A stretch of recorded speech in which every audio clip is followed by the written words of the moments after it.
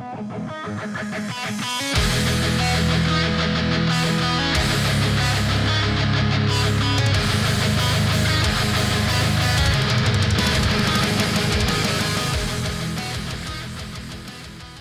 is up, everyone? Welcome to another episode of the Sunday Slaughter podcast, coming to you live from the slaughterhouse.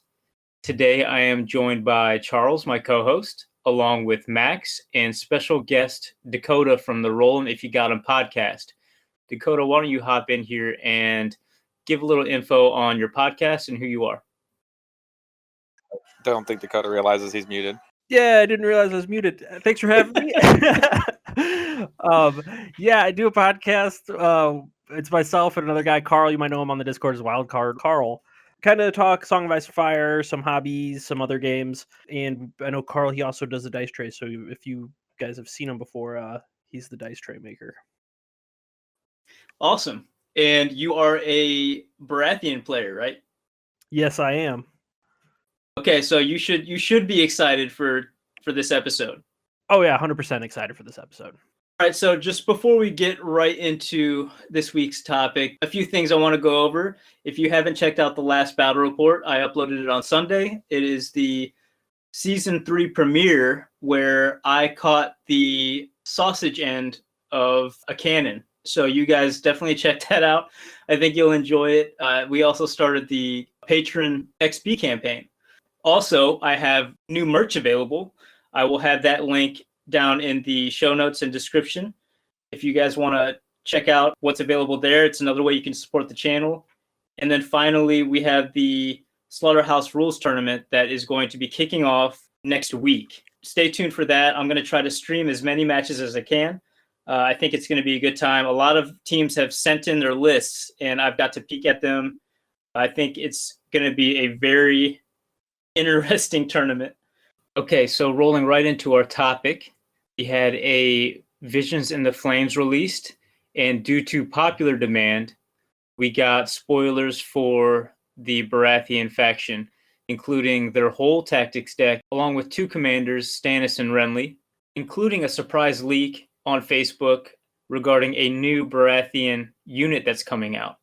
Let's actually back up a little bit and then talk about Baratheon's faction identity and how it existed in 1.6.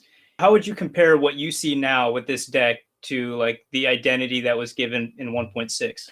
So the identity in 1.6, I think they still kind of use the fantasy tropes when they make the different factions, so like the elves, dwarves, humans, orcs, and goblins, that sort of thing from Warhammer Fantasy. And Baratheons felt the most like dwarves, where it was like, well, they're slower moving, but they get in a fight. It's going to be hard to bring them down. They like being in a fight.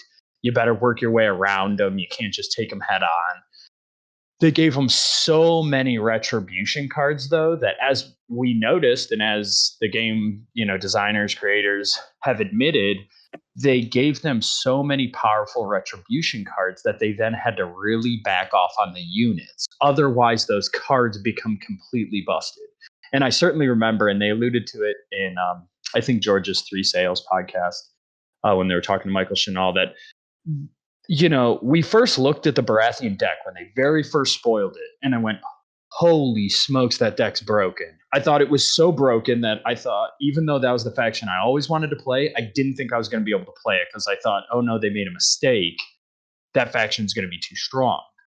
The way to compensate for it was by making softer units offensively so that didn't really happen. And so we didn't really see that because when you get countercharged by a unit of wardens, you don't really care.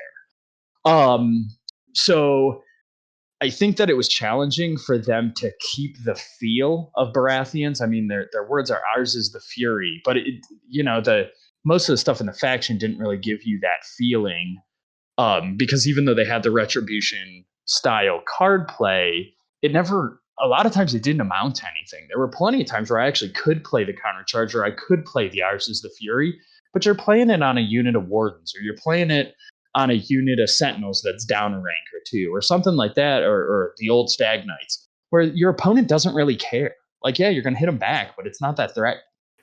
I think this is a lot more exciting and interesting because it has a lot more of just hey, if you're going to come over here and try to fight me, or if you're going to let me get to you, you have a big problem on your hands.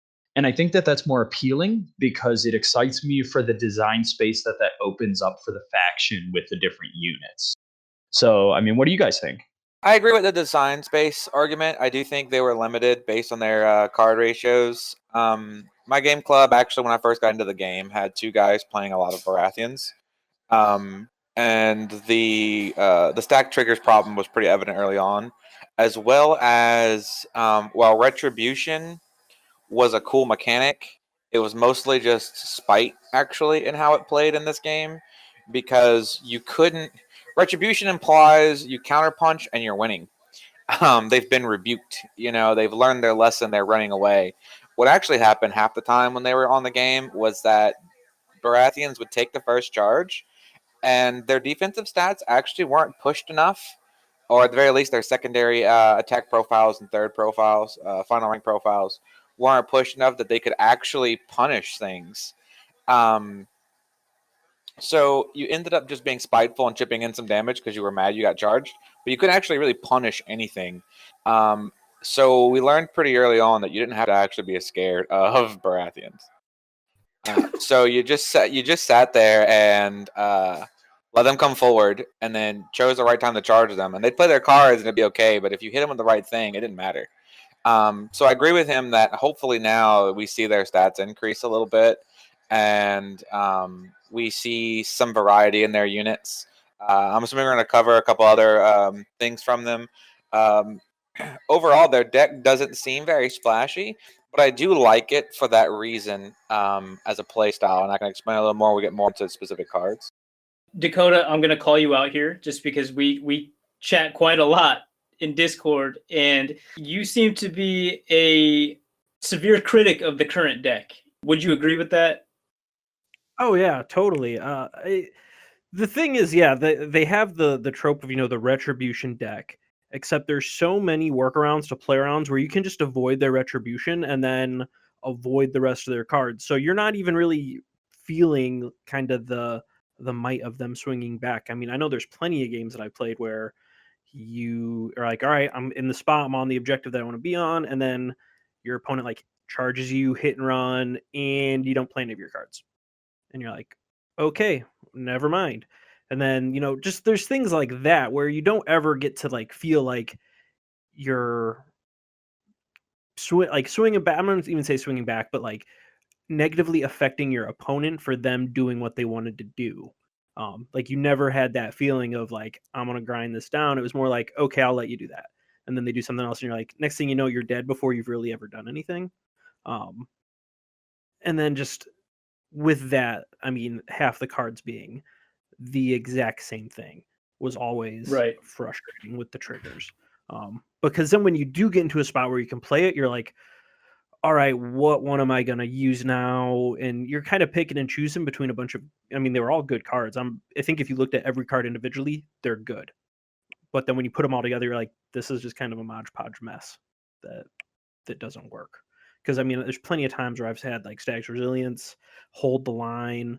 I can't think of, just another one off the top. So say I have those 2 cards in my hand and I'm activating a unit and you're like, oh, well, I can go to actually have my Wardens being 9 dice on 3+, or I can like top them off and reheal them, but might not do much back, or I don't have like the secondary effect on that one. So you're kind of picking and choosing and you're like, where do I got to go with this? When it's just so much easier, even for like other factions, to just be like, all right, I'm just playing cards. Like I'm getting this card out of my hand, or I'm going to use this because like I have an opportunity to. And I think there was maybe a more subtle problem with the deck, in my opinion, because I've played them in a few tournaments, and it's the fact that the card play is a lot different, or should I say the card draw is a lot different than other factions, than let's say Starks or Lannisters or even Night's Watch, where you draw your opening hand with Baratheon and you see even decent cards like Stag's Resilience, but it's like, do you want to hang on to that card in round 1? Whereas Starks, you could draw into a Swift Advance round 1. You're happy to see that. You could draw into a sudden charge. If you're Lannisters, you're always happy to have counterplot. Night's Watch, they've got cards like Horn That Wakes a Sleeper. Watcher on the Wall is always a good card to have in your opening hand. Whereas Baratheons they seem like in a weird spot where other factions sort of had that advantage. But enough about 1.6. Let's get right into the deck. Max, let's start with you, and we'll go over this first card. Baratheon Justice. When a friendly unit passes a morale test, target all enemies engaged with this unit, and they become vulnerable. If you control the letters, this unit restores 2 wounds. What do you think about that? I think it's awesome and starts to create their identity as that faction that wants to be hunkered into a fight and punish you for trying to beat them at that game. So you see a little bit of it coming through with, we'll see moving forwards, there's no more Stag's Resilience. So it's kind of got a little bit of Stag's Resilience vibe going on there. But it also can pass out those vulnerable tokens, which are huge because not a lot of Baratheon stuff packs a ton of pop on its own. And then, of course, they've got some token manipulation that we'll see coming up soon. So I like it. So I'm all about the whole justice and stag vibe anyways. So I think that's great. I think it fits into their theme. So I like the title. So I like everything about it. Passing morale test will get a little easier Renly side now that OG Renly gives those buffs to his own unit, gives his buffs to everybody around him. So yeah, I think it's a good card. What do you guys, or what do you think, Dakota, being another Baratheon guy? Yeah, I'm a big fan of this one. The first thing I think that we'll all notice throughout these cards is there's more than one trigger.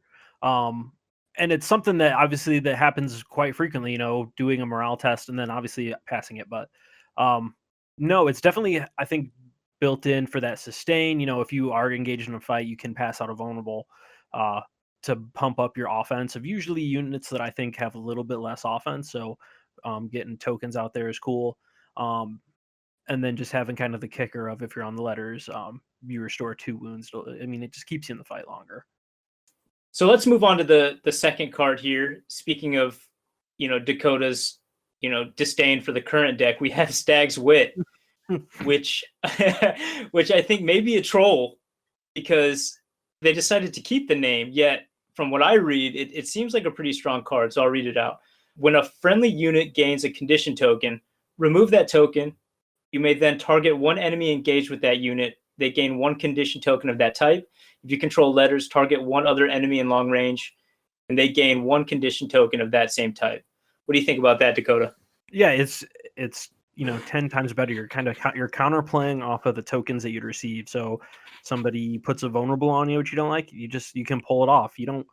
If they're engaged with you at that point, cool, put it on a unit. If they're not, no big deal. You just removed a token for free. And then if you're going for the letters, you can put that token back on somewhere for yourself in long range that could potentially swing it your way. It's a super defensive card now to keep you, from having any issues of like, oh, I'm panicked or vulnerable, where you're taking more wounds than you want to after getting attacked. So Max, are you happy to see this card if you draw into it? Oh, absolutely. And it works now. Even if you tag me with that from the letters, I can just remove that token because the rest of the text is optional. It's you may then target one enemy engaged with that unit, yada, yada, yada. If you control letters, target one other enemy unit and they gain that. So the cool thing is if you're picking that up even just because Pycelle is annoying or something like that, or someone else's card that triggers and just bombs out a condition token, and you really don't want that token out there, so you're playing in the matchup where I'm sure we'll see a different rendition of Mel, but let's say Mel stays the way she is and someone gets a panic token out on one of your pivotal units to Mel bomb it. And you can then, remove that panic token before you get drilled. I love that we're seeing here first 2 cards when a friendly unit passes morale test. Well, that's going to happen throughout the game. The other one is when a friendly unit gains a condition token. So already within the first 2 cards, we're seeing an option for Baratheon players to just play their cards. You're not just going to sit there for an entire round with 3 cards in your hand that you can't play. That's going to come up. You're going to have the option to play. You may choose not to, but you'll at least have a chance to play this card. And I really like it because I always felt like Stag's Wit was the card that really was the most situational of our entire deck. And there were so very few times where you actually got the opportunity to use it.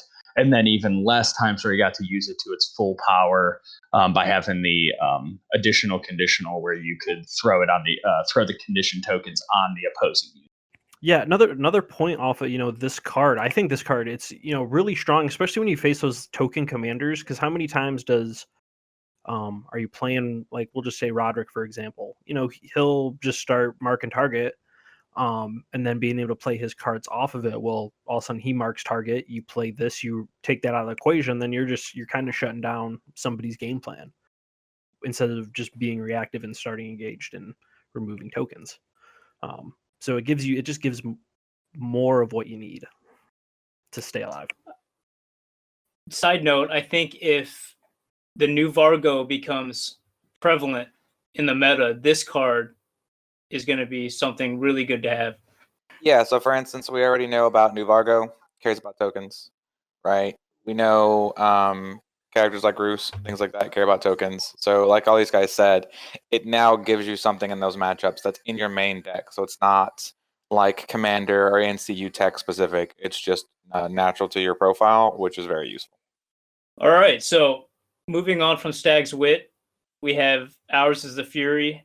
And I'm going to turn it over to Charles here because he's a free folk player. And I would think as a free folk player, this is one of the cards you're most scared of. But now we see a big change. What do you think about this card? So it says, when a friendly unit is performing a melee attack, before rolling attack dice, choose one. For each zone you control among crown or letters, choose one. This attack gains +1 to hit. This attack gains Sundering. This attack gains Vicious. Yeah, so I think it's a very good card. It's arguably the best card in the main deck. Oddly enough, it's not a card I want in my opening hand. But it is a card you want to see mid-game. And if we're going to talk about some other units like the Kingsmen later, obviously it's a big play there. But as a free folk player, I'm not super worried about this card because it does all the things that I already don't want.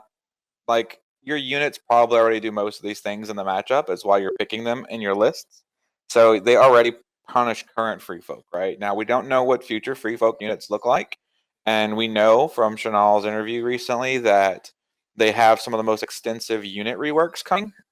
So even if you look at current Raiders, we already fail most things on average, so Vicious doesn't scare me that much. We're going to save on 6s with Sundering. 5's not much better. +1 to hit is a big difference, probably the biggest for all other factions in the game, which is just good enough to make it a card on its own. So overall, very good card, but as a free folk player, it doesn't scare me any more than, honestly, as a current free folk player, than Stag's Wit does. Stag's Wit really messes with my Mance interactions if Mance doesn't change. Yeah, I think this is giving us a kind of a primo offensive card now instead of it can just open up so many things where instead of you saying, all right, I'm going to activate and sit on this objective, you're like, all right, I'm going to push it out there and charge and, go on the offensive instead of just sitting back and waiting. And then if you do end up starting turns engaged, you're hitting better, you're gaining some attack abilities, even on, we'll just say like generic wardens. I mean, generic wardens, it's moving them to the current ones are 3+ to hit with this, and then they're getting Sundering, potentially Vicious.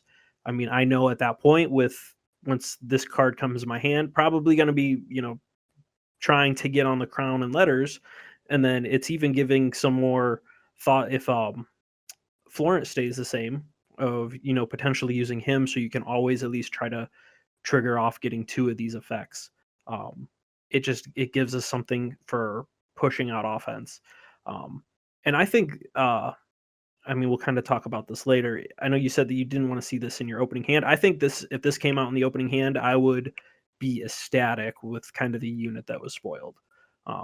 This is the one card I think if you got it later, like if you're not getting it till later, you're a little maybe worried.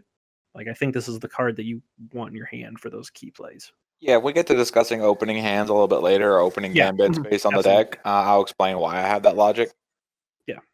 All right, so Max, what do you think? Is this a good card for you in your playstyle with Baratheons? Yeah, man. I mean, they nailed it, but it's taken away some of that retribution vibe in the more blatant sense, because they talked about how they're going to take away a lot of those attack out of activation opportunities, and I think that's great. And we still have it because we still have Sentinel on a unit like the Dragonstone Noble.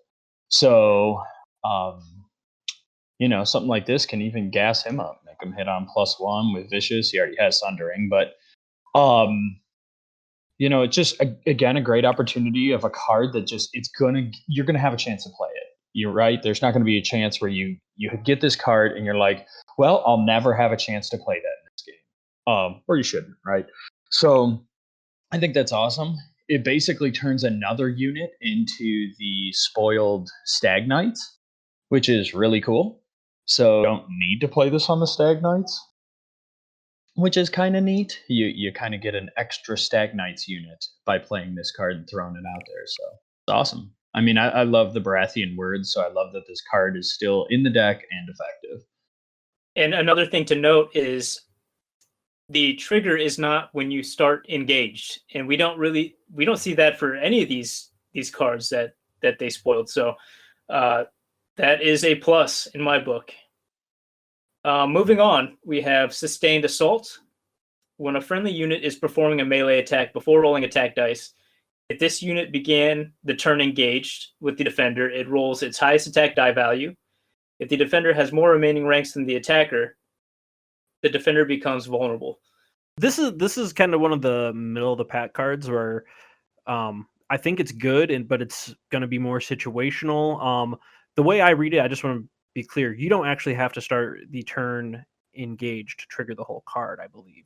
Like, I could do the secondary effect on this card if I'm not engaged, correct? Is everybody in agreement? I would agree. Yep. Okay. I just want to be clear. Yeah, that's the general community consensus because Okay. it doesn't have the also condition like Mance's current cards and stuff. They're separate. That's what I was going off. So, I mean, all of a sudden you're charging and you have this. I mean, you're going to put a vulnerable out there, which is just good for helping push offense. And then, you potentially, get the kicker that you're engaged. You can roll your highest attack die value. Don't know how much that could be in effect, but you never know. There can always be situations where, you're pretty low on dice, or maybe you have like a R'hllor Faithful that just got knocked down to second rank pretty easily, and you want to have them swing back at full ranks.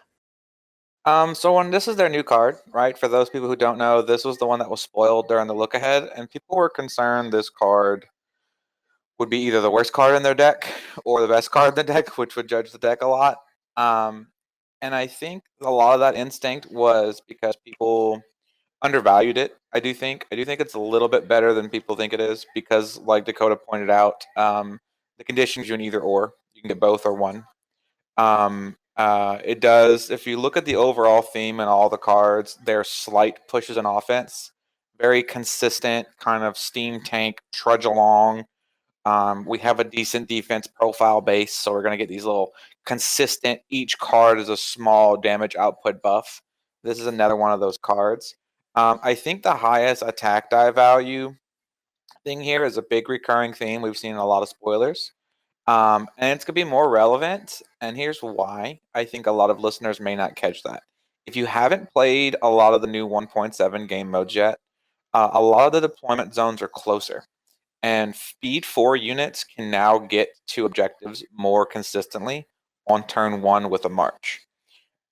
So what that means is you're actually down a rank a whole turn earlier on average, which means turn 3, which is like the big turn, and a lot of these types of conditions, like highest attack value bonuses, didn't matter as much in 1.6 because you were really just getting into the conflict really in turn 3, like deep into it.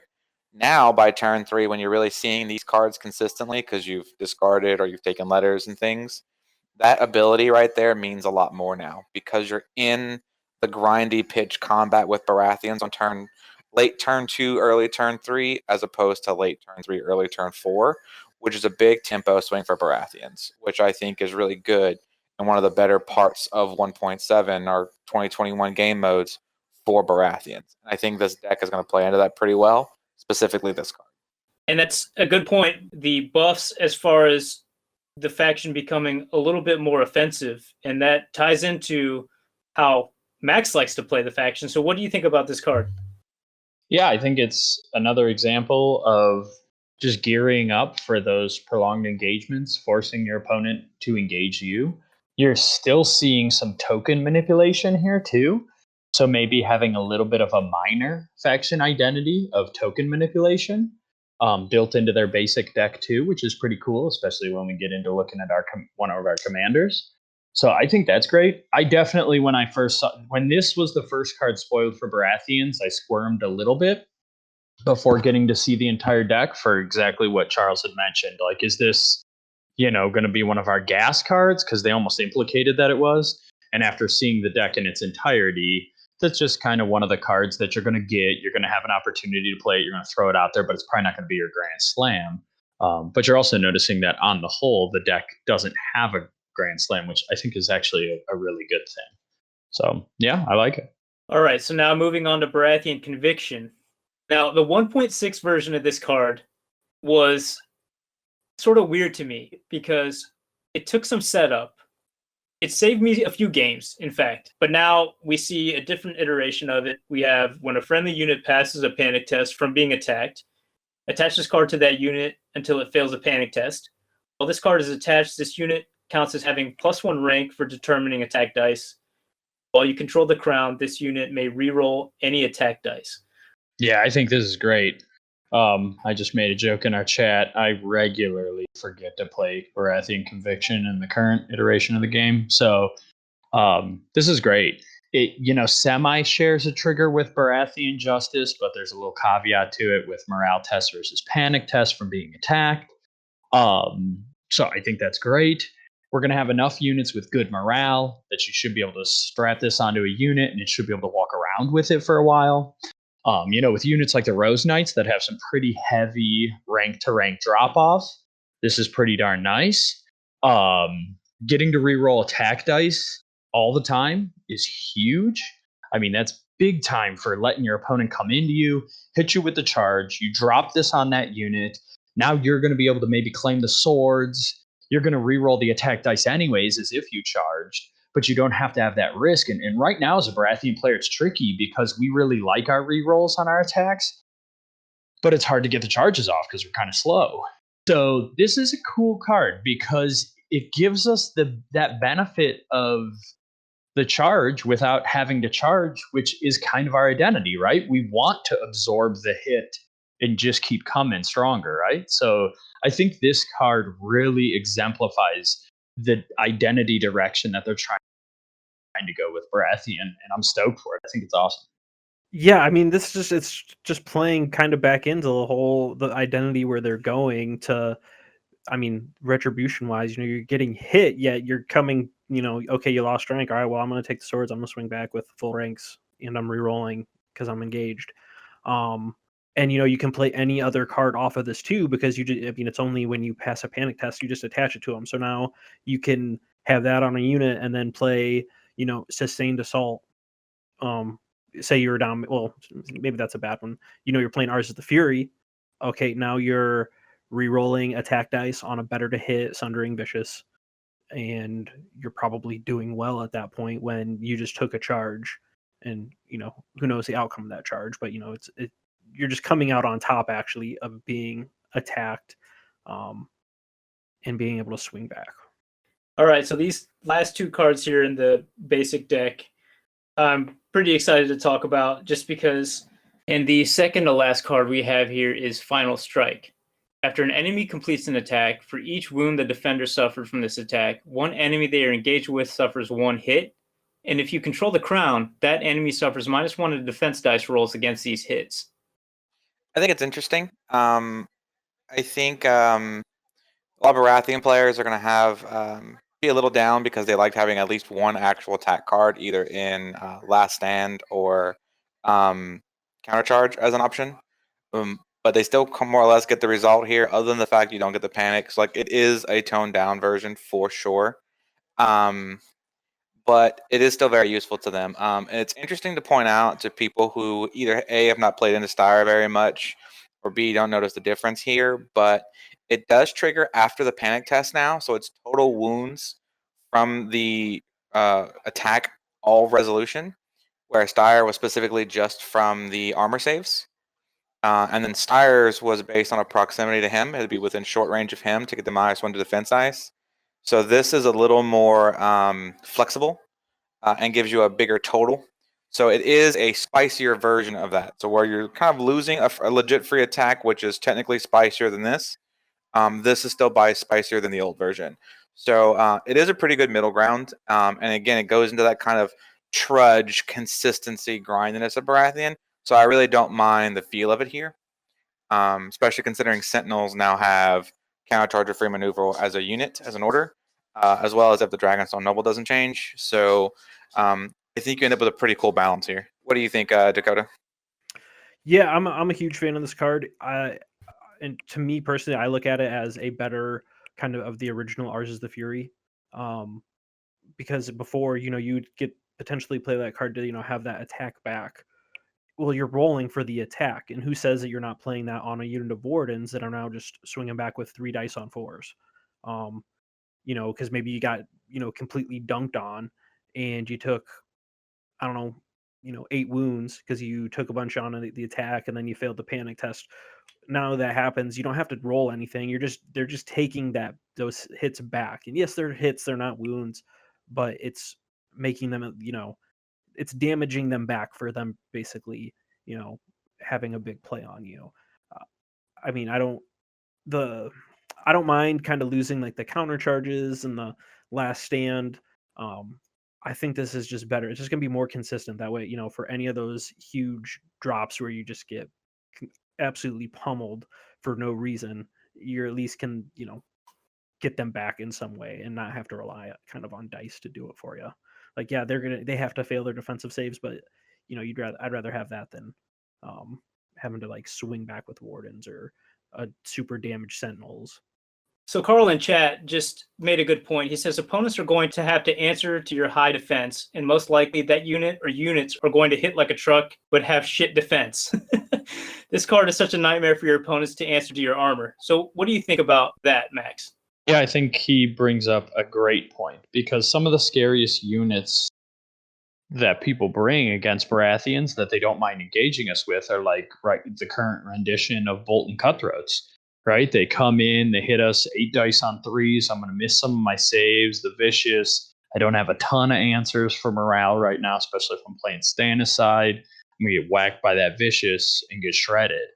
Well, interestingly enough, now you've got this card, and I just think it, like he said, it's really good because it's going to beat up the opponent for trying to beat you up, and then pair that in with the fact that now we've got some stuff that really helps us with our, or pings off of our morale and stuff like that. I think you've got, and you're going to be able to remove some condition tokens, just to use a Cutthroats example, right? They come in, they hit you, you haven't activated yet. You got Stag's Wit, they try to hit you with the vulnerable, now it doesn't work. Maybe they're hitting one of your softer units, right? Like Rolor Faithful. And they ping you up for 4 or so wounds. They're probably going to take 4 back. The only difference is you're going to pass that morale test. Now maybe you got another card that you're able to throw out. You're starting to see this card comboing that can take place when someone attacks you that we just really never got to play before. I call it being the Swedish chef when you just get to throw cards around. And I think Night's Watch players really get to do it. They're just throwing cards all over the place. Spoiler alert to Chris's most recent battle report with Bob. But this is cool because now Baratheon players get to do this. And before that, we pretty much had like one corner case comboing with Axel where you could get the Baratheon basic deck and some of Axel's cards to work together, and you could actually play multiple cards at once. But now you're seeing that a lot of these cards do just roll right from one into the next. And I think that's wonderful. So Carl's spot on. The units that used to be scary for us are just not that scary if you've got this card in hand, because you're going to beat them up too. Yeah, and to some of that point, I agree that it's you're going to see those synergies, right? And I think that's really cool, and I do think that's something that the stats guys kind of gleaned over. In that, with the amount of vulnerable tokens this faction is probably going to be putting out now and moving tokens around and things, being able to pop a vulnerable token on these hits is real big. I think kind of the point, though, that they were making is that by the very nature, you are going to be punishing them less than you were just punished. It has a built-in diminishing return. So you only do hits equal to the amount of wounds you've already taken, which includes hits and panic. And then you're only going to be able to do that reduced by how many saves they do make, and then no panic. So you're never going to regain parity with this card. You're going to still be behind. And the question is going to be, does the rest of your list, your board state, and your deck enable you to catch up that difference? Which is what I think they were probably judging it a little too harshly for. Because on the same upside is your tokens can ramp this up by making sure they fail more with vulnerable tokens. And their tokens can't decrease it because there's no weakened token to play here. So some of it's offset. So I do think they kind of, it's somewhere in the middle. And I think really, really good Baratheon players are going to get a lot of work out of this card. And I think in the beginning, people who are finally excited to play Baratheons again are going to misvalue it a little bit. And then the more they play it, the more they're going to value it. So I'm very interested to see how people use this card throughout the life cycle of 2021, because I do think some people are going to be a little turned off by it at first, and then they're going to really grow to appreciate it, like you guys said, because it's harder to interact with on your opponent's side, though it does have diminishing returns, so forth and so on, and it plays into some of the small things you can do. I do think it's a very interesting design space for them. I do think it's another good example of the overall theme of the deck. But I can see where the stats guys comment came from, and that built-in diminishing return. But I do think you're right in that it adds value to just moving all those vulnerable tokens everywhere, right? From Warhammer abilities and cards and commanders. It's another way to trigger those bones and the -1s and things like that. Exactly. So I do think there is a lot of merit there in that interplay, and that the card has a higher ceiling than I think some people will realize right away. All right, now closing out the basic deck here, we have Oath of Duty, which I think is a pretty interesting design. So it says, start of any turn, target one friendly combat unit and attach this card to them until the end of the game. When a friendly infantry or cavalry unit is destroyed, place one order token on this card. While this card has a token, the attached unit gains -1 from failing panic tests. And while you control the crown, each time this unit performs a melee attack, the defender gains 1 condition token. This is another. I love that this is kind of our death card now. Kind of sort of taking the place of Last Stand. I mean, as well, I wouldn't say it's taking the place of Last Stand. It's, the card that everybody has when a unit dies, but that it's the start of any turn. Because I can probably say 4 out of my last 5 games I've drawn like Last Stand in my opening hand, and then drawn the other Last Stand in like the second set of drawing cards, where you're like, these suck at the time because nobody's dead or should be dying. This is just great to get the card out of your hand, and it doesn't take effect until you do start dying. And then just the little side effects with it are, they're not huge, but I think they'll add up for kind of keeping these units like in the fight longer. I mean, you're gonna just taking less wounds from a failed panic test. Because I know in the new rules it's D3, so you could theoretically just fail a panic test and take no wounds.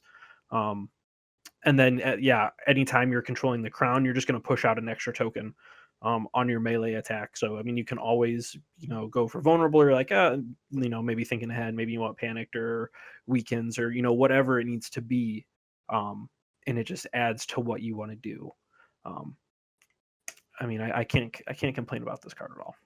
I will honestly say this card, of all the tactics cards we've seen so far, is the one that I am most intrigued by. I think it's very elegant design space because, one, it's a new mechanic.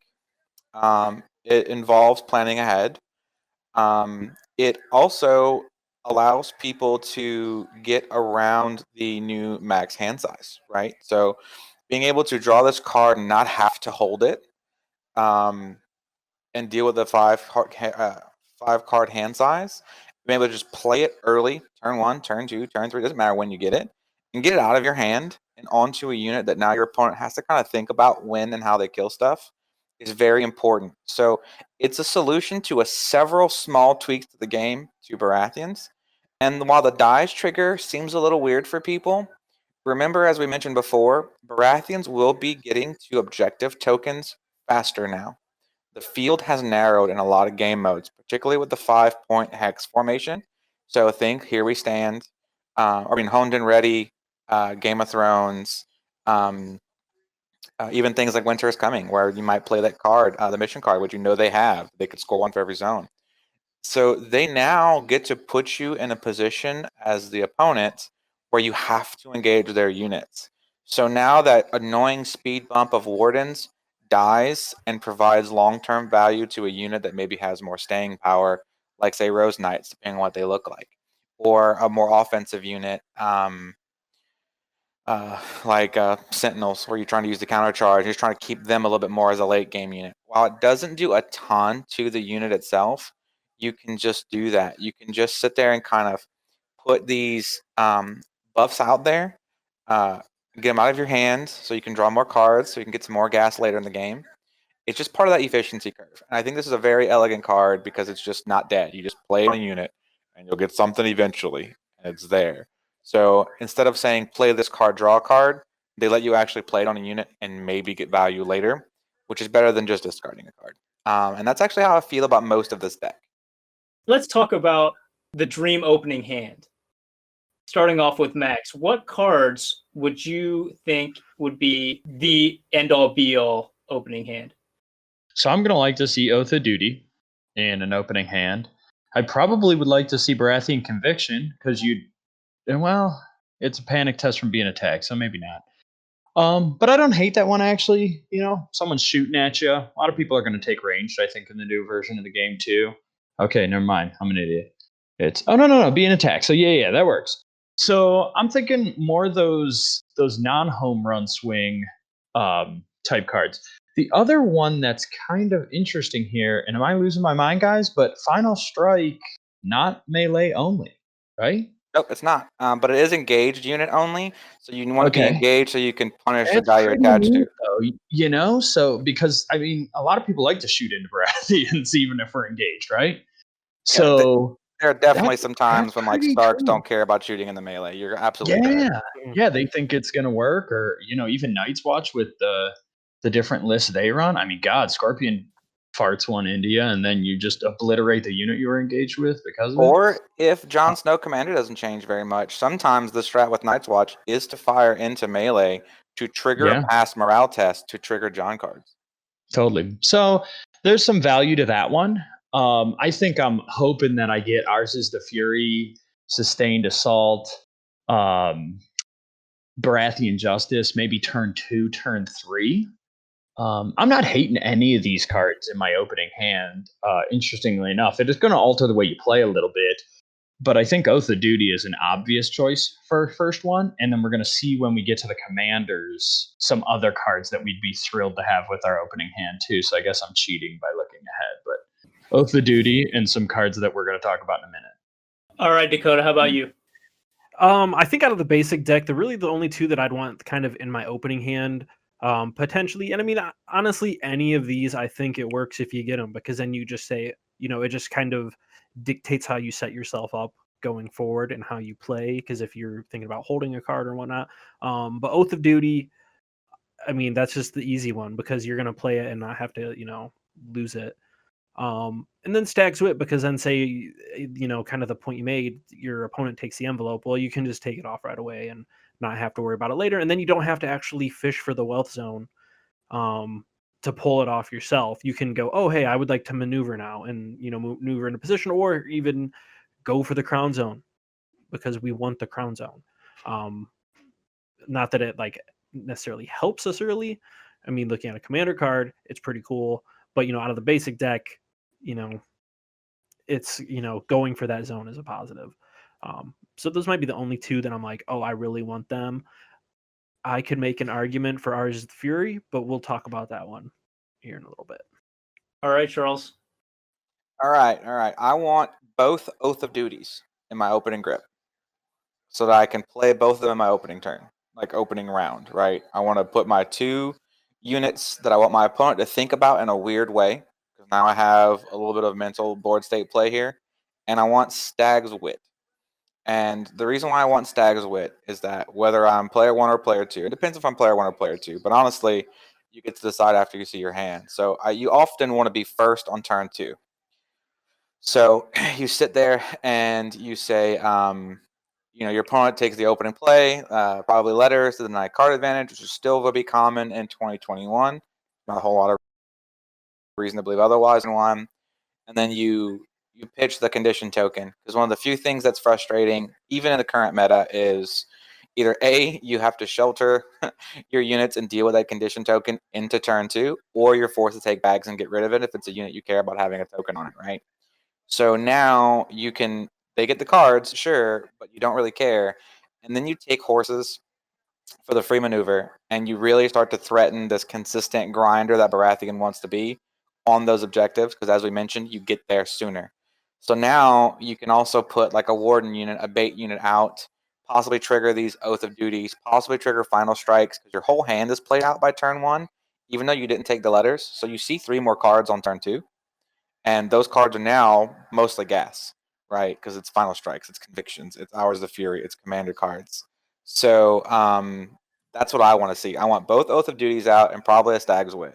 I start turn 2 completely clean with 2 potential buffs on board, and then a fresh grip of 3 on turn 2, even though I never saw the letters. And then now I'm player 1 with first priority on turn 2, and probably a more aggressive board state. That's probably what I'm shooting for as an opening gambit. Most game modes in 2021 as Baratheons, no matter which side of the faction I'm playing. All right, so that wraps up the basic Baratheon deck. And now let's get to the 2 commanders that we have. We have the 2 brothers. We'll start off with Stannis, my favorite brother. And I believe Max could probably say the same. So looking at Stannis's abilities right here, what do you think of those, Max? If you don't mind reading them out for me. So he gets changed, because before you couldn't put a condition token on him, right? And he gave the unit he was in critical blow. And now he's going to get 2 separate orders, along with, of course, Stannis loyalty. So the one is adaptive planning, which we've seen before. Start of any turn, target 1 unit in long range, replace 1 condition token on that unit with any other condition token. That's awesome. As Charles just said, like if someone's afraid of your really aggressive unit and they put a weakened token on it, you can target your own units with this. So you can all of a sudden, start of any turn, before you go do a charge or something like that, you can turn that token from a weakened into, let's say, a vulnerable or panic, so you can get your big attack in. Or you're putting it on an enemy to set up that big power play. We have a lot of stuff that puts vulnerable tokens out in our basic deck, but maybe not as much panic. So maybe you put a panic token out to really, really capitalize on the offense you're about to pressure in. So I love that. And yet again, we're seeing start of any turn. So easy to play. Then we've got mark target, start of a friendly turn, target 1 enemy in line of sight, long range, they become vulnerable. So yet again, we're able to put that vulnerable out there. You're obviously not going to play both of these at once because they share a trigger to some extent. The adaptive planning can be played in the enemy's turn, where the mark target cannot. So I think that's great too. I think it really aligns with what Stannis is about. I think before giving him critical blow, even though it was fun, especially with like the OG Stannis's pose where he's kind of Captain Morganing it and giving him crit blow and making it implicate that he's just like this badass on the field is cool. It's probably not on theme with what he's about. I think both of these orders are on theme with what he's about, from the stories, even from the show. And then Chris, do you want me to roll into the tactics cards too and just kind of work through those? Or? Yeah, let's do it. Okay, so I'll read these off. We keep Will of the One True King. So that's when a friendly NCU claims crown, we replace the effect with 1 enemy combat unit becomes panicked, 1 enemy combat unit becomes vulnerable, 1 enemy combat unit becomes weakened. So obviously we can throw those all in the same unit, or we can pass it around. Again, you're seeing that token manipulation. We get harsh conditions. This is a new one to replace our old Oath of Duty that used to sit in Stannis's card stable. And now it is start of any turn, so I love that trigger. Target 1 enemy unit, remove any number of condition tokens from that unit. For each token removed, that enemy loses 1 ability until the end of the round. So leaning into this token manipulation, Stannis being the superior battlefield commander and checking that battlefield state to get across whatever he's trying to do. Again, I think that's really on theme and great. Lastly, we keep tactical approach, which I was completely stoked about and also couldn't believe we got to keep. I think this card is absolutely incredible. I think with how much we're able to bomb out conditions now, it probably got stronger, even though, maybe some other pieces get a little weaker, like Red Priestess, stuff like that. I was really shocked we got to keep this. But now it's on melee attacks specifically. So for those of you that don't know, this was the one where after rolling attack dice, you could expend a condition token to cause the defender plus D3 wounds. And if it was Stannis' unit, it was just a flat 3 wounds. This was the card where if and I know a lot of people figured it out, you put Stannis in a unit of Bastards Girls, and you just became a tactical nuke that could just erase units off of the table. Well, the cool thing now is it's not that he's bad in Bastards Girls as his bunker anymore, but because it doesn't affect a ranged attack, it's not quite as much of a fiasco as it used to be. So I think it's really cool that they made just that little minor tweak to it, but kept the card. They gave us I feel like every commander has like their home run swing, and this is our home run swing. So I think it's really great we got to keep this. So Dakota, what do you think, being the other Baratheon guy? Yeah, obviously everything you said. I'm a big fan of him actually going to orders instead of the not take tokens in Critical Blow. It just makes him play, I think, more efficiently. Because you could have it where you have, that tactical approach on him, and then, currently with that, you have tactical approach on him, you might not get a token, and then you might not use it because there might not be any tokens out there. Now you can at least set it up to say, hey, I'm going to be taking big chunks out of you on offense, whatever unit I'm in, instead of saying, oh, I have to be in Bastards Girls to like work well. You could put him in any unit, and it'll work. And obviously he'll be more in, I wouldn't think you'd put him in Bastards Girls. I mean, you still can. You could put him in Wardens now, and it's going to be cool because it'll work. You're just gonna. With that, you're just gonna, take chunks out of the enemy now, and not feel bad about getting him on an objective, because in the new game modes, he's on an objective now. But it's really cool. Harsh conditions. That's just a great kind of control aspect where something might be coming. Like, all right, I'm just gonna get rid of that effect so you can't do your big combo. Maybe there's like some Targaryen vets out there where they're saying that they still have charging volley. You take that off, then they have to make the decision if they want to charge you or if they want to shoot you, if they want to attack you, and they can't do both. And you're kind of taking that double attack away. But overall, I think he'll just play more efficiently. I think there are two things that I would like to point out here, and it's one, the redesign of the commanders. I get the sense that they are making a conscious effort to give them their own identity. Each faction should have their own identity, but going further, having Stannis with this token manipulation that we already see sprinkled throughout the basic deck, I think is great. Another thing I'd like to point out is Stannis' ability seems really strong, just because you don't have to threaten with your deck. This is always on the table as long as he's in a unit.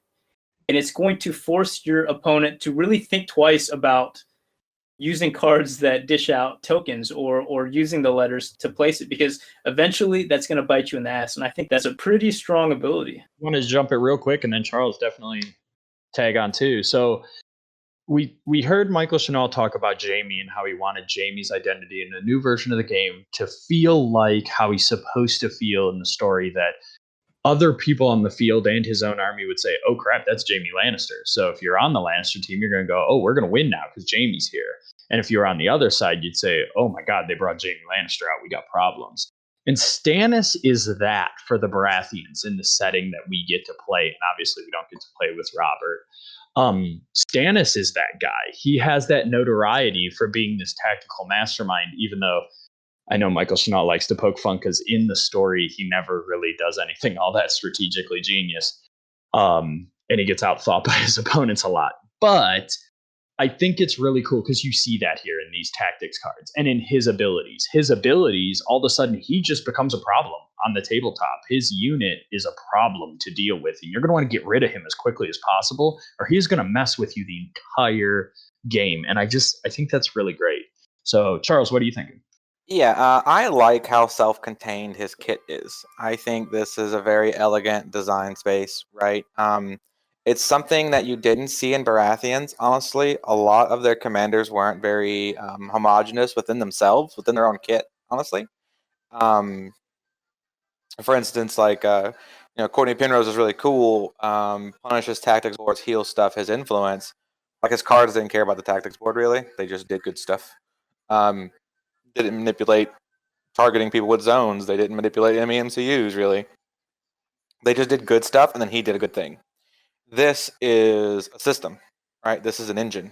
It is a self-contained engine. He fuels his cards. His orders can fuel each other. They can move things around so he can do things. You can put a vulnerable out and then change it to something else later if you need to. Things of that nature. He's very self-built. And that's kind of where I keep making this like big, train engine locomotive analogy for Baratheons right now. I do feel like they're still going to be kind of slow. And they're going to be this big imminent doom that's coming through. And it's going to take a while to get there. You made the dwarf analogy. I think that's fairly apt. And they're going to sit there and they're going to try and ground you out. They don't have any home run swings, like we mentioned. All of these things are incremental gains. But I also want to point out that I think there's two cool sub things we see, like you mentioned. Token manipulation is a real big thing here with Stannis, and then you see it in the other commander too. But I also like this Night's Watch-esque Voltron situation we have going on, because you have tactical approach, you have your Oath of Duty, your Baratheon convictions, you have Renly. You always had a lot of attached cards in Baratheons already, but you're getting more of them, and they mean a little more. So where Night's Watch currently, at least, have the Val mechanic that is real swingy cards, like things that give these really big, like, just trip block D3 hits. That's real spiky because it's randomized. Gain grid blow or something crazy. Okay, cool. That's really randomized. These attachments are consistency pieces. And so it's the similar theme of like regimented discipline, which is what I think vows and these attachments are meant to show, right? As like a from book narrative. But they're not splashy and flashy because Baratheons aren't splashy and flashy. So I think it's flavor wins as well as a sub mechanic that I think could be really cool for Baratheon players, because y'all do love your characters, you do love your commanders. You have units with staying power, so Voltron should be more viable for you. I think this is a cool sub mechanic. I think if you look at the engine and the kit, it's very tight and it's very clean, and I like it. All right, so that was Stannis and his ability with his 3 cards. Dakota, do you mind hopping in and giving us an overview of Renly, starting with his ability? Yeah, I will go over the lesser brother. No. Renly, he's keeping boldness and courage, but boldness and courage has been changed. So each time this unit attacks, if it has full ranks, it gains only +1 attack die. Otherwise, it's treated as having +1 rank, and that's on melee and range. So it does give him some flexibility now to be in a ranged unit, instead of just always having to be in that frontline melee unit. He gets emboldened, and emboldened has been reworked. So friendly units in short range gain +1 to morale test rolls, and that includes his unit as well. So basically, you're giving a little +1 bump to his unit's morale. So you have him in Rose Knights now. Theoretically, they're on a 5+, not a 6+, barring that stays the same. Going over his card, so he has Wealth and Charisma. This is, I believe, the same, but it has been reworked a little bit. It is when a friendly NCU claims a zone, replace that zone's effect with choose 1. Restore 3 wounds total across any number of friendly combat units, or remove all condition tokens from each friendly combat unit. For each token removed, deal 1 enemy engaged with that unit 1 wound. Obviously, I think reading that card, we can all see probably what's the more potent effect if you have a lot of tokens out there. And it also kind of counters Stannis a little bit. Which is kind of cool, I think. Then the next card is Younger, Bolder, Far More Comely. This card, the name is the same, but the effects are different. So when a friendly unit passes a morale test, attach this card to that unit until Renly Baratheon's unit is destroyed. While attached, and this unit is in long range of Renly's unit, this unit's melee attacks gain +1 attack die. Or it has a secondary effect of start of a friendly turn, draw 1 tactics card. Obviously, like centering the battlefield around Renly still, but then giving you that secondary kicker effect of if Renly has died, it's not just a dead card in your hand. And then his last one is They Will Make Me King. Start of a friendly turn, choose 1, draw 1 tactics card, target all friendly units in short range of Renly Baratheon's unit, and restore 1 wound. Target all enemies in short range of Renly Baratheon's unit, and they suffer 1 wound. This one, I believe, is the same as one of his current cards, but it does have the draw 1 tactics card, so if he has died, it's not completely wasted. Overall, I think Renly's kind of staying in line with where he was, where he's really battlefield centered and kind of just buff, like just kind of this centralized buff commander where he's kind of buffing up everybody's abilities around him. It seems like we'll really know the strength of these cards once we see the rest of the changes. So, what the changes are going to be with Rose Knights, for instance. At face value, I still think that Stannis is the superior brother of the two. Are you excited to test this out, Dakota? What do you think overall? Yeah, I mean, I'm excited to test both of them out. I do think Stannis is better, but Renly too. I mean, he's definitely kind of able to just get in there and make his units better. Obviously, he's gaining attack die everywhere, and he can, even if units go down to like 7 attack dice at full ranks, he could make his unit back up to 9 really easily with him in it, and then because you can play younger, bolder, far more comely on his unit if he's passed a morale test, and then they gain the +1 attack die. So I mean, he just super buff commander. I've liked him, use wise. I think he's kind of been like the easier of the two out of the original starter box to use. But he's definitely, I think he'll be fun. Kind of more, I wouldn't say he's not as strong, but maybe a little bit more consistent without as much like tactical thinking involved. Tim just brought up in chat is he says Renly in range sounds so good. I mean, unfortunately, I would put money that they're not going to design a ranged unit for the Renly side, because we do see Lightbringers that are going to be coming for Stannis. You said but wouldn't, or you said would? Wouldn't. I don't think, I think we will. I think that the Thornhill Sentinel that we already got in the attachments box is a teaser towards a range style unit. Even though he doesn't have like a ranged weapon, it just sounds like a unit, and even the way they look, he looks kind of like a ranger. I mean, maybe I'm totally out of touch, but I just feel like, okay, if Stannis gets bows, Renly gets crossbows, right? Yeah, I'm inclined to agree that they're probably going to design one. I think you actually see sort of a reverse version of how most range units work. I think you find one that works a little bit better on melee and a little bit worse on range. So think like a reverse Free Folk Trappers profile for Baratheons. But I do think you get a skirmish unit for either straight up neutral or just Renly side. I like what Tim said, and it kind of makes sense because Renly's never really been in a fight in the story. So being able to put him in a range unit kind of makes sense. He's got this glorious armor, but he's not going to get in there and scrap it up with people because it's really not him. So I think that's cool. I love that Embolden now works on his unit too, because it used to drive me nuts, even if it was on theme, that it didn't work for his unit. I think it's great that they added this additional aspect, like we also saw with Jaime, where even if he's not on the table, he still has an impact. His cards still do something.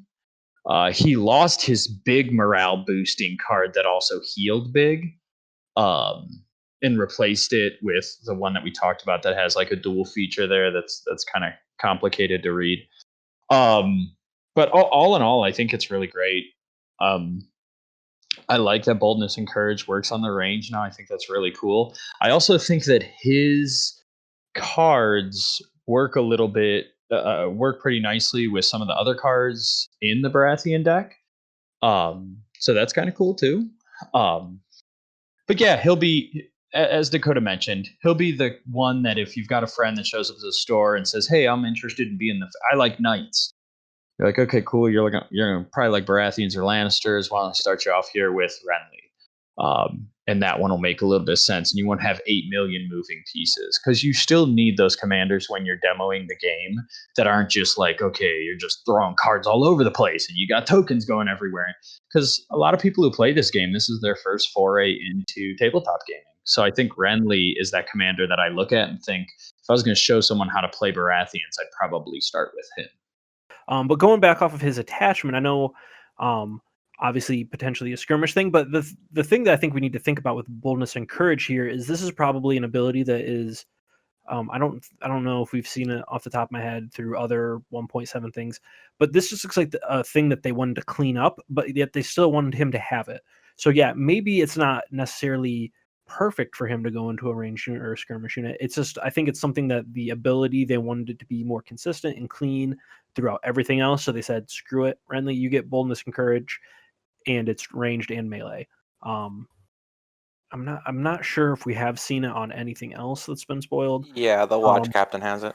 Right. So, see, it's just they wanted to keep an ability where he's buffing dice, and this is the one they had, and they said, okay, like, yeah, maybe he's not going to be the best in a ranged, even though, I mean, it's hard to say he wouldn't be good in it. But that's just one thing to go off. It's kind of them streamlining everything that they've, like they've said. I think we've pretty much covered all the things we wanted to cover with the basic deck and the 2 commanders that were spoiled. Now, let's move on to the latest leak. This past week, we had the Kingsmen spoiled over Facebook. So since you have it up, Dakota, why don't you just go ahead and just give us a rundown on the abilities, the point costs? Sure, yeah. So I dropped it in chat. This is the point cost is 7, which is the other side. I don't have that image handy. But, they're movement 5, they're great sword, they're 3+ to hit, 7/6/4, 4 defense, 6 morale. They have 2 orders. One is the King's Blade. After this unit is attacked, search your tactics deck or discard pile for 1 Ours is the Fury and add it to your hand, shuffle your tactics deck. And then they also have another order. It's to the last when this unit is destroyed. This unit performs 1 morale test on a success. It is not destroyed but remains in play with 1 wound, then becomes panicked and vulnerable. So it seems like this is the first instance of a tutor within a unit. How do you think that affects the design space, Charles? Yeah, I'm a little leery of it because we've seen issues with tutors that tutor from deck and from discard pile. Now, mind you, Ours is the Fury is nowhere near as potent as, say, current Fire Made Flesh. But we did say that Fire Made Flesh wouldn't be as problematic if it was at least in order. So I wouldn't be surprised if we see this on Mother of Dragons Commander, honestly. And it specifically targets one of her cards, maybe 2 of her cards, kind of like Cersei calls out 2 specific cards. So I think it's okay on this unit because of the card. I'm a little nervous because while we've seen tutors in various formats, their level of power curve and power efficiency has been dramatically different. So this could create a weird situation where if you have multiple Kingsmen units, you could be playing Ours the Fury 3-4 times a turn when it matters. If they're in a pitched battle and they're living through it and they're being attacked, right? The other upside is that the trigger for that order is on attack. It's not something more flexible. Now, if they get to something more flexible, again, we're into a problematic design space. So I'm concerned, but I'm not hitting the button yet, right? I think they rein themselves in a lot with this unit, and I'm hoping, and I believe they understand that they did those things for a reason on this unit and don't just ignore them later. The second ability is also a little annoying for me. Mostly coming from a free folk player perspective. I had a whole army designed to die, and that part got nerfed, right? But now we're seeing a lot of mechanics between Night's Watch and Baratheons, but we're also seeing another similarity between Night's Watch and Baratheons as that sub theme here. For all you Donald Noy lookalikes and fans out there. You know, but these whole units not dying when they should thing could get frustrating for players. I don't think it'll be a balance problem as far as competitive play.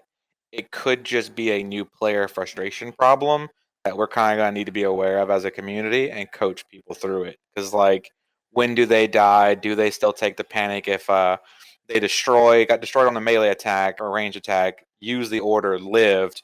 Do they still take the panic? Those rulings are going to have to be clear. And as a community, we're going to have to be careful with how we coach people through those, because it could get to where it's kind of a negative play experience if those types of effects become more common. All right, so Max, I'm excited to hear your opinion on this spoiler here, because once we start getting into the 7-point range, we're treading into elite unit territory. We already know what the Stag Knights are at 1 point more. So is this a unit that you could see yourself putting your commander, or would you run it at all?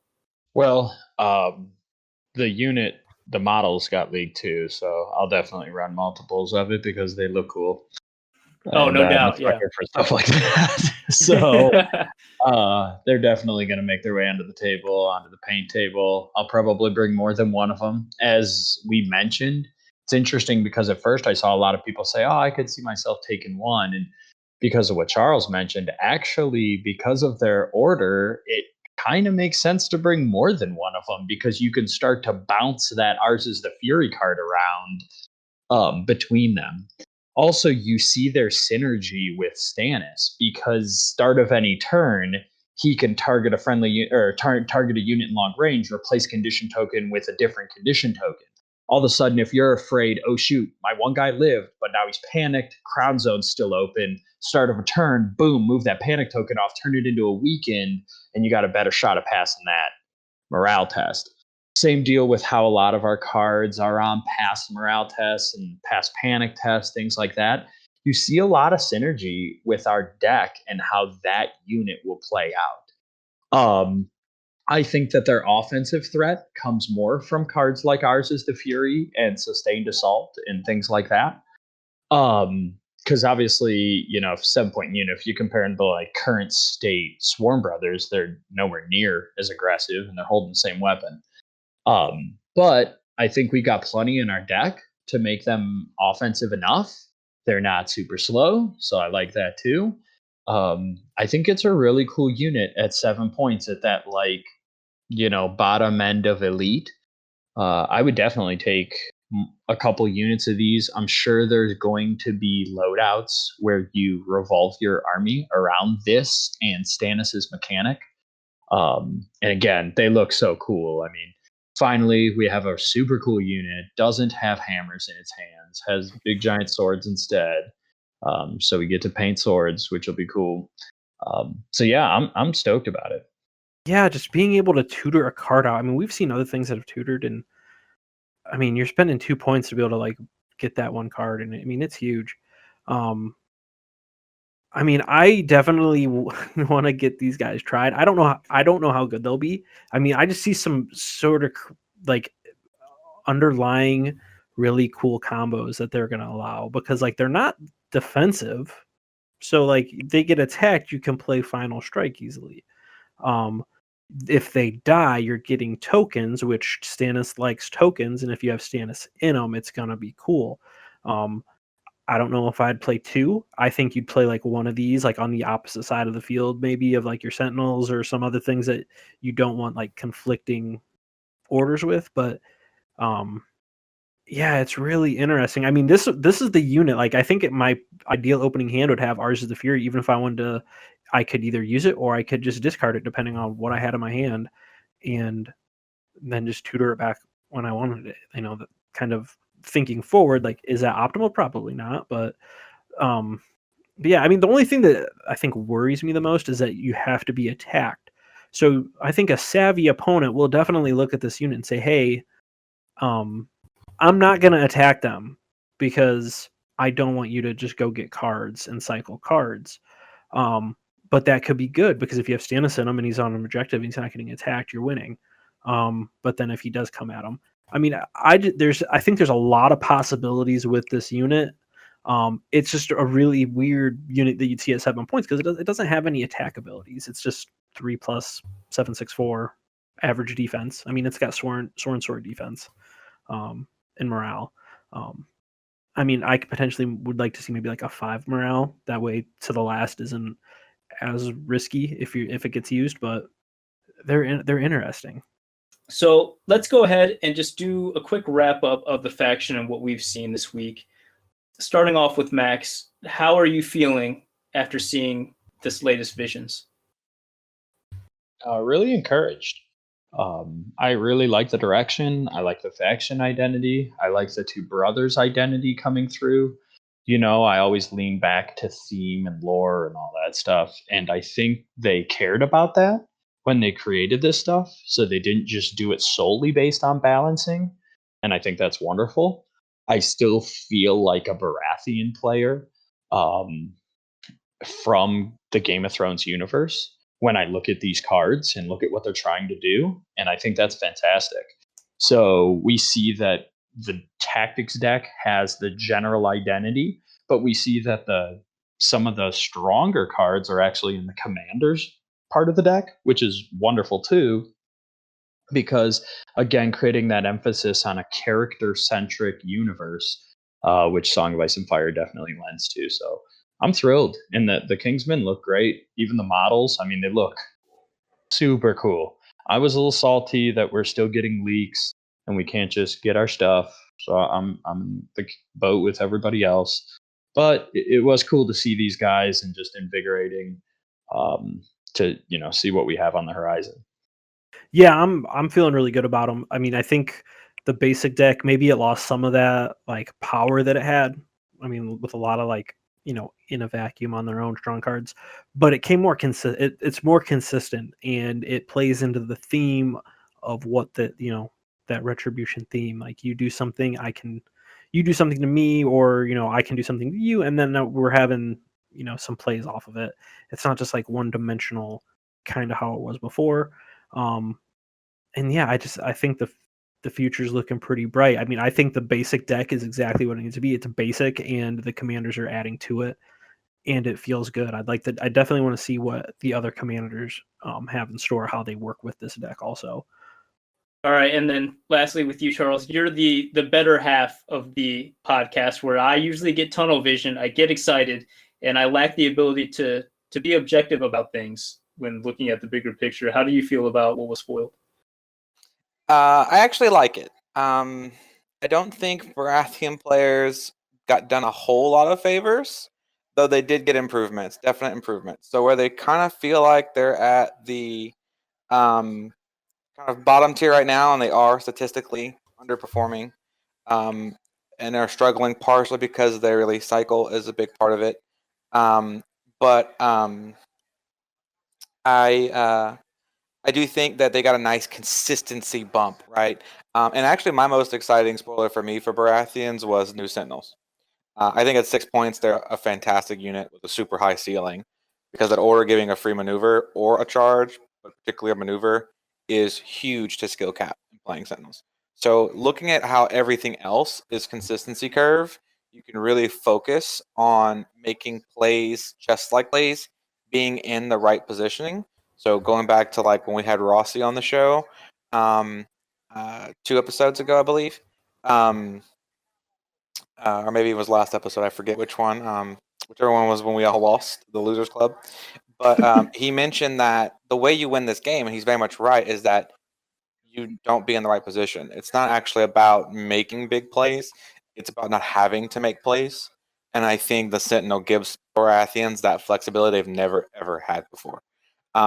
So it's super important to me in seeing how they play out. And I also think, like I said, some big shout outs to developers there is that there's some very elegant throttling and tuning they did with some cards, some new design space they created, some different balances they did. Like we said, the subtle things like getting around max hand size by being able to just play the attachment on a really, really flexible trigger and things are very, very elegant, fine tunings that they did that I don't think a lot of the community would have given them credit for in the past. So there's a lot of promise in this Baratheon change. So overall, I'd say an A-. Do you have any other shout outs while we close out the show? You just called out the designers. Is there anyone else that you want to give a shout out to? It's still the designers to a degree. I got a big shout out to the big dog himself, Michael Chanel, for going on to George's Resale's interview. It was a fantastic interview, in my opinion, specifically just from the way Michael was prepared to talk about the game. And also an equally large shout out to my favorite beta dog, Brett Lamfer, for putting it out there and helping set it up. Brett does a lot for the community, and obviously Michael does too, and then he makes the dang game. And we kind of forget that sometimes. But Michael often is victimized by the community because he's the only face we see for CMON, and they get heat for things like distribution, game balance, and support. And Brett recently gets a lot of heat, including for me, because I poke at him a lot, for being the face of the testers community and being the closest, the most person we can most likely contact directly, because we can't reach out to Michael and them as much. And he takes a lot of that heat for them too, which isn't fully his fault. And a lot of it is us pushing and projecting things on him, and he takes it in stride, honestly, even on the times he goes on tilt. So all the love in the world to Brett and what he keeps doing for the community, and putting up with me in all the various Discord channels. All right, Dakota, it's your time to shine. Go ahead and pimp out your podcast. Any shout outs? I'll do a shout out to Carl. I know he works his ass off on those dice trays that you all get to see. I know they're on your channel quite often. So shout out to him. Check out our podcast, Roll 'em if you got them. You can find us on Facebook. Our podcast is on all the major ones. I don't even know, Apple Podcast, Spotify. And then I'll shout out GamerSave in here, because I know I usually get my stuff through them, and I don't even live nearby. But it's always great when it's like, oh hey, I can order something there, and they do me good. Greatest store on earth. Yes, it is. All right, Max. So my shout out goes to Chris of Sunday Slaughter's dog Rosie, and here's why. If anybody has watched any of Chris's recent battle reports, at the end of it, he asks us to sign up for his Patreon thing, and then the dog's in the picture, and he says, "Do it for Rosie." And guys, I'm a little concerned if we don't give Chris money that him and his wife are going to eat that dog. So subscribe to Chris's Patreon for Rosie. Thankfully, it's been a mild winter. Oh man, how can I top that with my shout outs? I don't think I can. But for all my shout outs, I got to give it to my supporters. Thank you guys so much, especially those who have signed up as patrons, because I do love my dog. I don't want to have to eat her, but it may come down to that if it weren't for you guys. So thank you so much for your support. And another big shout out to my latest Tier 3 patron, Jeff Gatlin. Thank you so much for joining the Slaughterhouse. Judd Painter, if you haven't seen Jeff's stuff, really, really cool. He plays in all of our tournaments. He's got a Clegane vibe Lannister army, so everything's yellow, made custom banners. All of his stuff's got eyes. It's incredible. Spoiler alert, because he is going to be featured in my next battle report. And if you guys want to submit lists, it'd be a good time to start thinking about it. Send me your Clegane lists, because I would love to do a Clegane Bowl battle report. So think about that. There we have it. That is our impressions of the latest visions that came out. Thank you guys for joining us, and we will see you next time.